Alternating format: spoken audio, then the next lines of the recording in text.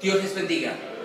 Un placer estar con ustedes, llegar en este momento a los diferentes lugares donde ustedes se encuentran en este instante para hablar cortamente, un corto mensaje acerca del tema que están leyendo ustedes ahí, Jerusalén, el voto de las Naciones Unidas ayer y la profecía.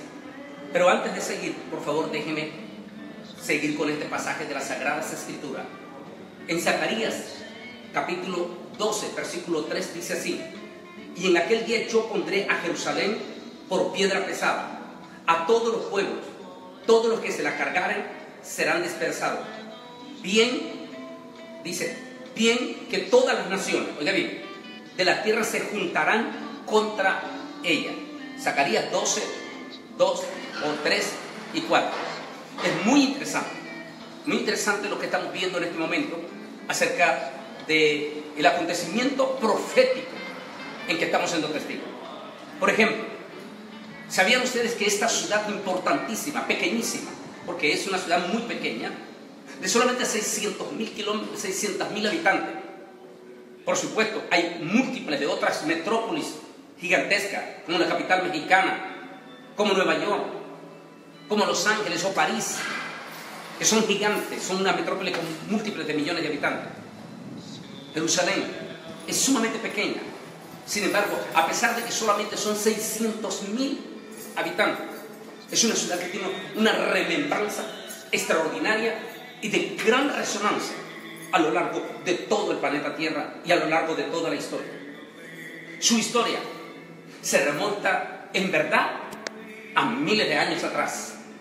Tal vez lo que más recordamos en ese momento, sin lugar a duda, es la experiencia que tuvo en uno de los 8 montes que rodea esta ciudad preciosa. La experiencia que tuvo el padre Abraham cuando se encontró en uno de esos 8 montes, el monte Scopus. Cuando el padre Abraham iba entrando a Jerusalén, le salió a su encuentro el sacerdote Melquisedec, quien bendijo directamente al padre Abraham. Desde ahí la historia se siguió remontando más tarde en otro de los 8 montes, y el más importante en este momento, el monte de Moria, o el monte del templo, o la explanada del templo. Recientemente acabo de estar precisamente el 6 de diciembre, 2 días antes del 6 de diciembre de la declaración que voy a hablar. Estuve allí en el monte del templo con un grupo de estudiantes que llevé. Estuvimos ahí dándole vuelta a todo el monte del templo dentro, internamente. Ese monte tan impresionante. También ahí recordamos la experiencia del padre Abraham y las múltiples de experiencias de David y del rey Salomón. Jerusalén, que en un principio se conoció como Josbea, y más tarde se llamó Salem, y más tarde se llamó Jerusalén, y también popularmente conocida como Sión. Cuando Josué entró a conquistar todos los pueblos, conquistando primeramente primeramente Jericó, y después llegó todos los pueblos, por alguna razón inexplicable, Josué se negó a conquistar en aquel momento Jerusalén, que estaba en manos de los jebuseos. Algunos piensan que tal vez Josué lo hizo por experiencia que había tenido el padre Abraham y no quiso meterse en ese momento. Si bien es cierto, también los habitantes o los nativos de Jebuseo, que eran nativos o descendientes de los cananeos, los jebuseos salieron al encuentro de Josué y le pidieron que por favor no le hiciera la guerra. Así se mantuvo en manos de los jebuseos. En esta experiencia que acabo de tener en Israel, llevé a mi grupo hasta la ciudad de Beit Shemesh, en el valle de Elad. Allí tuvimos una experiencia lindísima, pero tremendamente linda.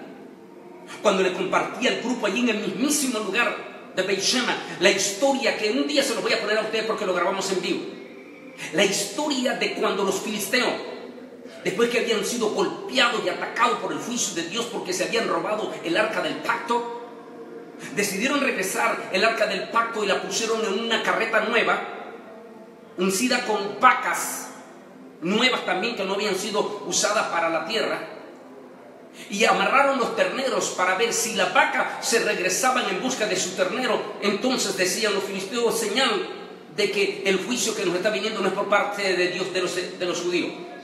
Pero si las vacas siguen con el arca del pacto derecho a Beit Shemesh, entonces quiere decir de que Dios estuvo. La historia dice que las vacas salieron una vez que las uncieron, salieron juntamente con la carreta y el arca dentro de la carreta, y salieron en forma derecha, es decir, directo a Beit Shemesh. E iban, dice, bramando profundamente las vacas por sus terneros, pero no se regresaron a buscar sus terneros. Desde entonces el arca del pacto quedó ahí cerca de Beit Shemesh. No tenía una casa, allí quedó en casa de un levita. Más tarde vienen las grandes batallas del rey, del famosísimo jovencito pastor David, un muchacho que sufrió tremendas persecuciones, tremendas calumnias, tremendas difamias en todas las cosas. Fue una vida dura, sufrimiento terrible.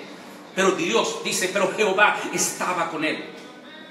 David no hizo caso a las multitudes de incircuncisos que se levantaron para hacerle daño, para tratarlo de destruir. Simplemente él siguió adelante. Al cabo del tiempo, Dios le dio la total y absoluta victoria al rey David y fue ungido como rey de todo Israel. Una vez que David fue ungido como rey y estuvo gobernando en Hebrón, David, después de 7 años, se trasladó a Jerusalén, donde gobernaría 33 años. Una vez que se instaló, conquistó Jerusalén, de inmediato lo primero que pensó, una vez que se instaló en Jerusalén, la conquistó, fue el primero que la conquistó.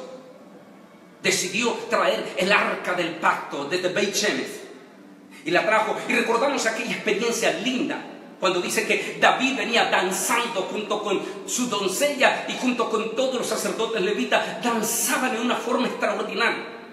El original dice que remolineaban en cierta forma. El gozo era tan extraordinario del rey David porque por fin el arca del pacto iba a tener una casa en Jerusalén.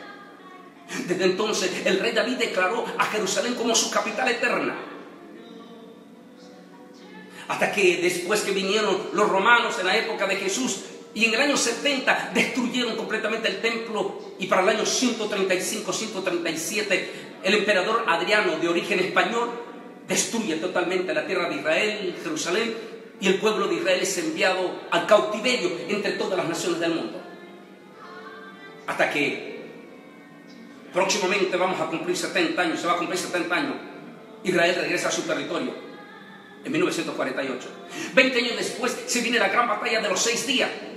Bueno, en los 6 días, Jerusalén, la parte oriental, la parte oeste, que es una parte antigua, entra dentro de soberanía de Israel, pero las Naciones Unidas, incluyendo el Vaticano, deciden poner una prohibición sobre los lugares santos del pueblo judío, entre ellos el monte del templo.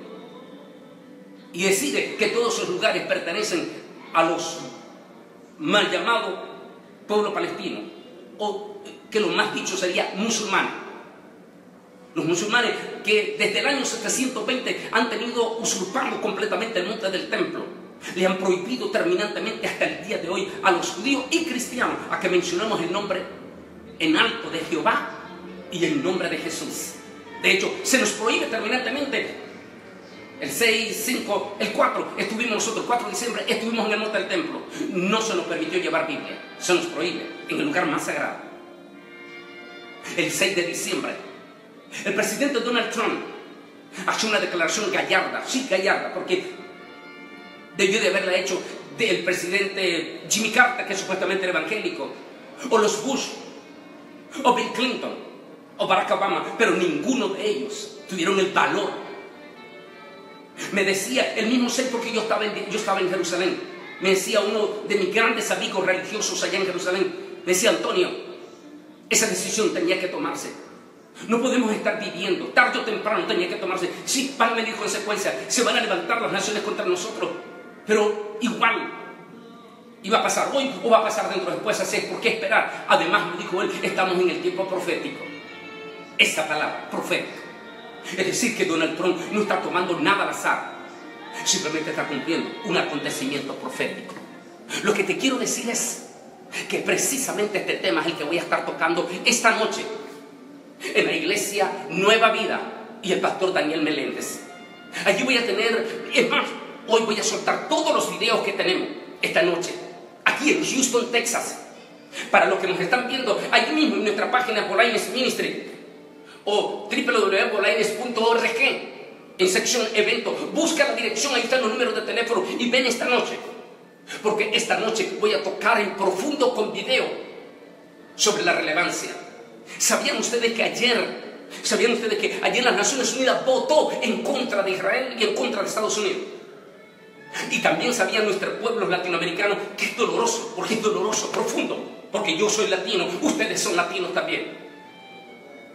De toditita América Latina, de los 128 países que votaron en contra de Israel ayer y en contra de Estados Unidos ayer, solamente 2 países de Latinoamérica, 2 países pequeños, pero que delante de Dios son muy grandes: Guatemala y Honduras. Son los únicos 2 que tuvieron la valentía, la gallardía de votar a favor de Israel ayer. ¿Qué quiere decir eso? Viene bendición para Honduras y viene bendición para Guatemala. Pero ¿qué para el resto de las naciones? Incluyendo México, que jugó el papel de que no quiere estar ni con Dios ni con el diablo. Es decir, que no votó ni a favor ni en contra. ¿Qué quiere decir? Acabamos de leer el pasaje de Zacarías. Dice que es aquí que las naciones se levantarán en contra de Jerusalén y yo haré que sea piedra pesada para todas estas naciones. Algunos piensan que el juicio comenzó desde ayer. Nuestro presidente Donald Trump fue contundente al decir que las naciones que votaran el día de ayer en contra de Israel y en contra de esta posición de Estados Unidos, porque Estados Unidos es una nación que tiene el derecho de decidir, de reconocer la ciudad que los judíos declaren su capital. Y si Israel ha declarado que Jerusalén es su capital, es su derecho como pueblo. Jerusalén nunca ha pertenecido ni pertenecerá a los musulmanes. Es el derecho del pueblo judío. Hace 3000 años, cuando el rey David la conquistó, la declaró su capital. Ahora que las naciones vengan y se pongan en contra del derecho, y como que se vinieran todos los guatemaltecos y dijeran en las Naciones Unidas que le prohíben a Guatemala elegir a la ciudad de Guatemala como su capital, o a los ticos le prohibieran que San José, Costa Rica, sea su capital, o a los de Nicaragua le prohibieran que Managua sea su capital. Por favor, simplemente es el derecho del pueblo judío, y eso lo ha reconocido el presidente Donald Trump. ¿Viene acaso juicio?